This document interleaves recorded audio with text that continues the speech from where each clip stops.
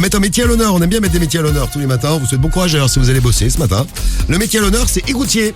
Les égoutiers, les bouches d'égout et tout ça à la une de l'actu. C'est notre compile avec toi, Rémi. C'est la compile du morning de Diffoul sur Skyrock. Alors faites attention aux bouches d'égout et puis on salue donc les égoutiers qui nous écoutent. Les égoutiers belges ce matin à la place numéro 3. Rémi, bonjour. Numéro 3. Bonjour. Bonjour Rémi. Une femme a garé sa voiture. Voiture.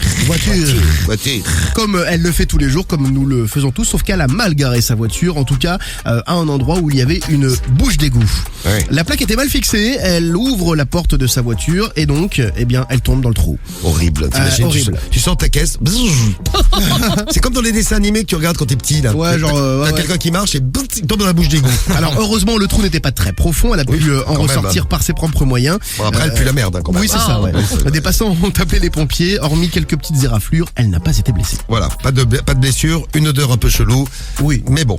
La place numéro 2 Numéro 2. qui va nous amener en Indonésie. Il y a 2 égoutiers en Indonésie qui font leur travail. Donc ils aspirent, en fait, ils débouchent les égouts. Donc ils ont une espèce de grosse machine avec un gros tuyau. Ouais. Et ils aspirent le caca qui bouche les égouts. Oui.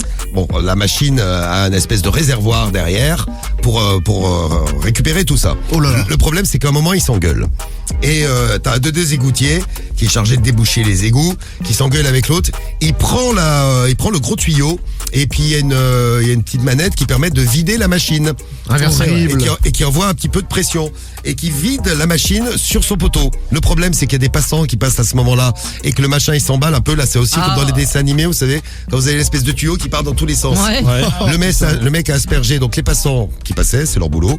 Il a aspergé également toutes les boutiques qui étaient dans le coin. Donc il y avait de la merde de partout. Et il a déclaré « Je n'en peux plus de travailler avec lui. Ça fait 6 mois qu'on s'engueule tous les jours. Je suis désolé, j'ai craqué. » Et ouais, bon courage. Il a vraiment craqué là. Dur métier, le métier d'égoutier. Dégoûté aussi, hein, le mec il était. Et à la place numéro 1, direction les États-Unis. Numéro 1. Et Los Angeles, pour être très précis, grosse frayeur pour Jessie, 13 ans. Elle a passé 12 heures, donc soirée plus nuit, dans les égouts de LA, puisqu'elle est tombée dedans. Forcément, les pompiers sont intervenus pour la retrouver. Hein. Toute la ville était en émoi, toute la ville retenait son soufre. Jessie a été retrouvée... souffle. Ouais, son souffle. Oui, Sinon, c'est autre chose dessus. Jessie a été retrouvée à presque 2 km de là où elle était tombée. Elle expliquait, je ne priais pour ne pas mourir. Ça ressemble vraiment à un miracle, a déclaré le chef des pompiers. Bon, il n'y a pas de problème.